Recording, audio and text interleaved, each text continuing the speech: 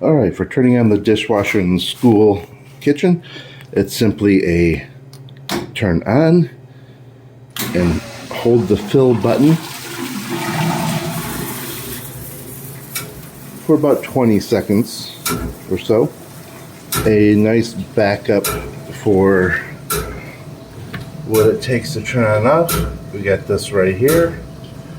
Feel free to use that. Now when you're done, it's simply drain. All the water will come out to the side there. You can kind of hear when it's empty, and then it's turn off. And that's both how you turn on and off. As far as running a cycle, it's simply just push this once. It runs a cycle. And then it's just a matter of opening this up, filling it, emptying it, etc.